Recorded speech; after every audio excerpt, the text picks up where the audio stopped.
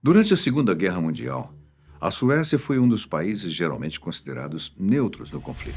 Mas será mesmo? Novas pesquisas demonstram que talvez a história não tenha sido bem assim, apontando que o banco sueco conhecido como SEB, pertencente à família Wallenberg, era o principal banco do regime nazista. Até hoje, essa família permanece como uma das mais ricas e poderosas do mundo. E enquanto de um lado há quem diga que eles ajudaram o regime nazista, do outro há aqueles que os chamam de heróis e aliados dos judeus. Mas qual deles será o correto? Que bom estarmos juntos novamente. Espero que tudo esteja bem com você. Para entender melhor toda essa história, primeiro temos que conhecer a família Wallenberg de perto, que são donos de uma fortuna bilionária, mas, ao mesmo tempo, fazem questão de não deixar transparecer o quão poderosos eles são. A fortuna da família teve início há cerca de 170 anos atrás, através de André Oskar Wallenberg. Filho de um bispo luterano, André Wallenberg estava passando uma temporada nos Estados Unidos para conhecer mais sobre os costumes americanos, mas principalmente para estudar mais sobre negócios e finanças. Assim que retornou ao seu país, a Suécia, ele levou consigo um livro sobre como criar um banco. Foi assim, aproveitando sua experiência na América, que ele deu início ao SEB. Durante a Segunda Guerra, ocorrida de 1939 a 45, a Suécia era declarada oficialmente neutra, e essa neutralidade do país não é algo que surgiu do nada, mas sim uma estratégia de sobrevivência construída ao longo de mais de um século. Após perder várias e várias guerras, a elite sueca simplesmente percebeu algo. Eles não tinham população e nem poderio militar o suficiente para competir com os grandes impérios europeus. Por causa disso, a neutralidade virou uma política de Estado. A ideia era evitar alianças militares justamente para não acabarem se tornando um campo de batalha. Quando a Segunda Guerra Mundial despontou, o país estava numa situação super delicada. De um lado havia a Alemanha nazista, que já controlava a vizinha Noruega e tinha uma enorme influência sobre a Dinamarca. Do outro, havia a União Soviética, que já havia atacado outra vizinha, a Finlândia. Não importava com quem a Suécia decidisse se alinhar, eles acabariam sofrendo invasões de um jeito ou de outro. Nesse cenário, a neutralidade declarada era a única forma que eles tinham de evitar a ocupação militar e a destruição do país. No entanto, a grande questão é que, mesmo a Suécia sendo oficialmente neutra, essa neutralidade não significava isolamento. O governo sueco fez concessões pesadas à Alemanha, permitindo que as tropas alemãs cruzassem o território, além de continuar com exportações estratégicas para o país. Foi só mais no final da guerra, quando os aliados começaram a conquistar cada vez mais vitórias, que a Suécia foi aos poucos retirando essas concessões que fazia a Alemanha. Bom, mas onde entram os Wallenberg nessa história? Eles entram bem no centro da engrenagem financeira. O SEB atuou como intermediário em várias operações comerciais, cambiais e financeiras de diversas empresas alemãs, incluindo crédito, facilitação de pagamentos internacionais e administração de ativos. Várias dessas empresas tinham um papel direto no nazismo alemão. Durante o pós-guerra, foi até mesmo investigado se o SEB não havia ajudado a administrar e ocultar ativos alemães no exterior, inclusive de empresas ligadas diretamente ao regime nazista, como a Bosch. Na época, Henry Morgenthau, secretário de Tesouro dos Estados Unidos, considerava os Wallenberg fortemente pró-alemães, e os Estados Unidos chegaram até mesmo a cogitar um bloqueio ao banco, que de fato veio a ser aplicado mais tarde. Mas será que somente isso faz deles os banqueiros de Hitler? Ou estamos falando de algo muito mais complexo? Pois é justamente aqui que muitas fontes acabam convergindo. Afinal, conforme historiadores holandeses, a família Wallenberg realmente colaborou diretamente com os nazistas durante a Segunda Guerra. Mais do que isso, eles ajudaram a comprar bens roubados de judeus enviados aos campos de concentração nazistas. Esses pesquisadores são Gerhard Alders e Ke Wiebes, que lançaram suas pesquisas e opiniões no formato de um livro chamado Negócios a Qualquer Preço: Os Wallenbergs. O livro, que, conforme os autores, é fruto de 10 anos de pesquisas intensas, relata que o Banco dos Wallenbergs comprou várias ações de empresas americanas. Essas empresas pertenciam a judeus que foram obrigados pelos nazistas a vendê-las. Além disso, eles chegam até mesmo a afirmar que o banco sueco financiou pesquisas nazistas para a criação de uma bomba atômica, mesmo que a maioria dos historiadores não concordem com essa versão. Os pesquisadores holandeses não são os únicos que defendem essa ideia de banqueiros secretos de Hitler. Ilan Steinberg, diretor executivo do Congresso Judaico Mundial, também acredita nessa versão da história. De acordo com o diretor, assim que alguns documentos do Arquivo de Inteligência norte-americano foram desclassificados e ele foi pesquisar sobre o paradeiro de bens de vítimas do Holocausto, ele logo se deparou com um nome, ou melhor, com uma família: Wallenberg. Nas palavras dele, enquanto Rau era um santo realizando feitos heróicos para salvar os judeus em Budapeste, o governo dos Estados Unidos sabia que o Banco Wallenberg, controlado pelos seus tios, estava cooperando totalmente com os nazistas. Até mesmo aqueles que acreditam numa aliança secreta dos Wallenberg com nazistas admitem que Raoul Wallenberg era uma grande exceção. E já você vai entender melhor o que ele realmente fez. Mas, voltando para o envolvimento dos banqueiros com nazistas, conforme afirma o diretor, os documentos que ele encontrou são, de acordo com ele mesmo, incontestáveis. Eles provam de uma vez por todas que os Wallenberg estavam envolvidos em grandes operações no mercado negro, lavagem de dinheiro, ocultação de investimentos alemães nos Estados Unidos. Mas será que isso é realmente verdade? Por mais que Ilan Steinberg tenha feito todas essas afirmações, essa versão da história não é a mais aceita pelos historiadores. Olha só, para a maioria deles, o banco não era nazista, nem mesmo ideologicamente alinhado a Hitler. O que existia naquela época era algo mais como um pragmatismo econômico extremo. Ou seja, o objetivo era proteger a economia sueca, manter as exportações, garantir o abastecimento interno e preservar o poder industrial do país, mesmo em plena Segunda Guerra Mundial. Para os Wallenberg, isso significava jogar nos dois lados, mantendo negociações em aberto, tanto com a Alemanha nazista quanto com os países aliados. Isso fez com que, no pós-guerra, a família saísse fortalecida, mas não necessariamente impune. Assim que a guerra chegou ao fim e a poeira baixou, foi a vez dos Estados Unidos olhar para o banco, para entender qual havia sido a participação dele na guerra. O Departamento do Tesouro colocou Seb e membros da família Wallenberg em lista de sanções temporárias, sob suspeita de colaboração econômica com o inimigo. O banco acabou não sendo condenado criminalmente, mas a sua reputação sofreu um golpe duro, e por anos eles tentaram esconder esse passado, mesmo que eles não tenham necessariamente ajudado os nazistas. No entanto, quanto mais eles tentavam esconder esse passado, mais teorias da conspiração surgiam, sempre alinhando-os como os banqueiros secretos de Hitler, quando a verdade não é bem essa. Resumindo de forma clara e direta, o Banco dos Wallenberg realmente chegou a fazer negócios com a Alemanha nazista. Isso é um fato histórico. Mas, ao mesmo tempo, também não há provas de que eles fossem banqueiros de Hitler, nem de que atuassem como operadores secretos do regime nazista. O que eles faziam era jogar nos dois lados, ao mesmo tempo em que tentavam, ao máximo, se manterem neutros. Mas o que aconteceu com o banco após a guerra?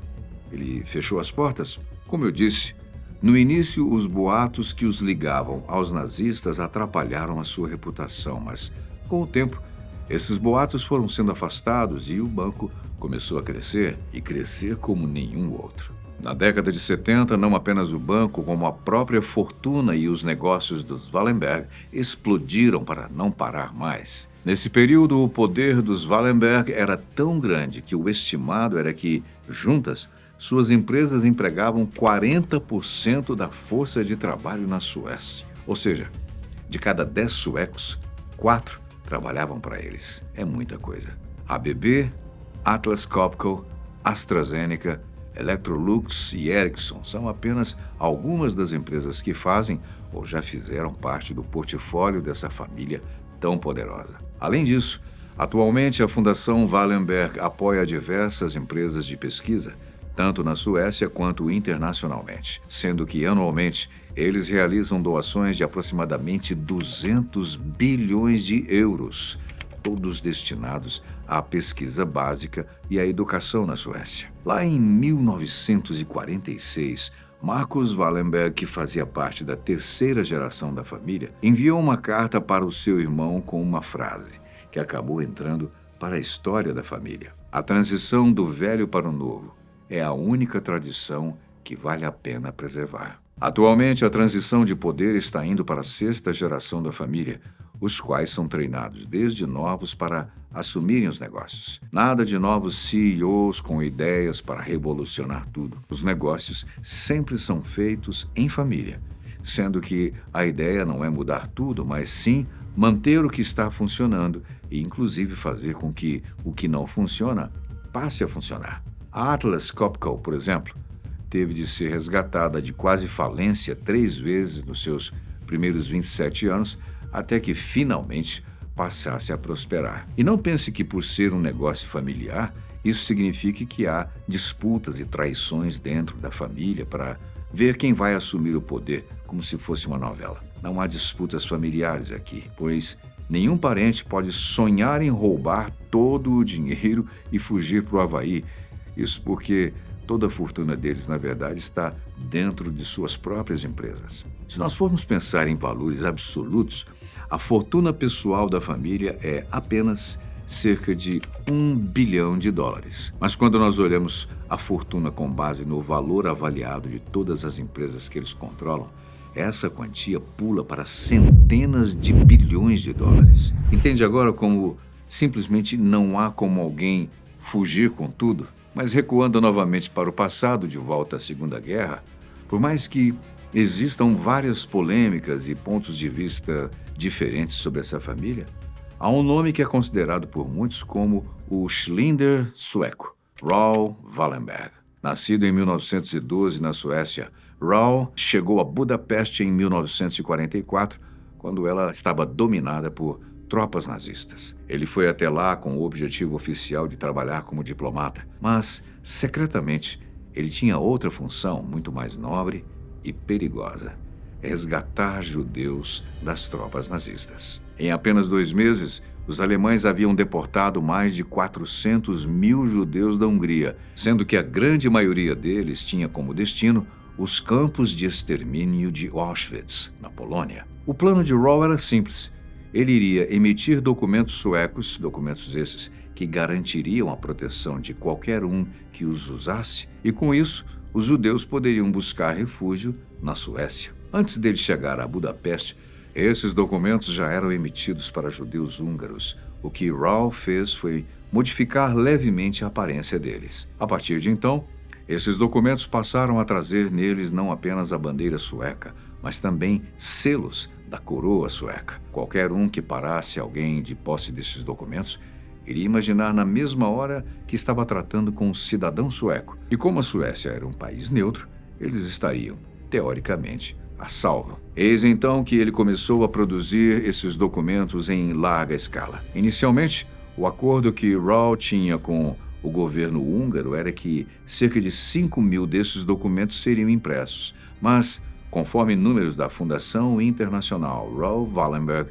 até o final da guerra foram impressos cerca de 15.000 desses documentos. As notícias se espalharam rapidamente, a ponto de haver filas e filas na embaixada sueca de Budapeste. Afinal, todos queriam ter esse documento em mãos. Não satisfeito de apenas entregar os documentos na embaixada, Raoul resolveu que deveria ele próprio ir até as pessoas. Há relatos de que ele percorria a cidade entregando os documentos para aqueles que precisavam. Até mesmo há um testemunho de que ele chegou a interceptar um trem cheio de judeus com destino a Auschwitz e começou a distribuir esses documentos nas mãos estendidas pelas janelas abertas. Apesar de não haver uma comprovação, esses relatos dão a Raoul um ar heróico e ajudam a demonstrar o quanto ele ajudou os judeus durante a Segunda Guerra. Raoul recebeu uma homenagem no Memorial do Holocausto, sendo conhecido como um dos justos entre as nações.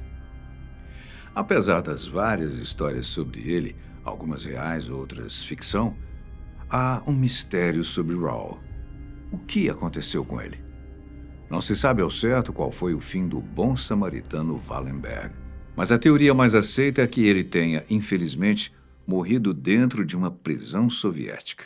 Em janeiro de 45, alguns meses antes da guerra chegar ao fim, Raul foi preso em Moscou, acusado de ser um espião tramando contra a União Soviética. E os próximos acontecimentos dessa história são extremamente tristes. Com o final da guerra, os soviéticos começaram a libertar vários prisioneiros de guerra, muitos deles justamente diplomatas suecos. No entanto, na época em que os pais de Raul foram atrás dele, os próprios soviéticos falaram que não sabiam o que havia acontecido com ele. Eram relatos bem divergentes, uns falando que ele nunca tinha sido preso, enquanto outros diziam que ele estava entre os libertos, mas depois disso ninguém sabia para onde ele havia ido. Essa batalha durou por anos, os pais de Raul sempre tentando encontrá-lo, mas nunca recebendo notícias sobre o filho. Tudo o que eles sabiam vinham de boatos. Ex-prisioneiros que afirmavam terem conhecido Raul no Gulag soviético, ou seja, os campos de extermínio da União Soviética, trazendo os mais diversos relatos de como ele foi tratado,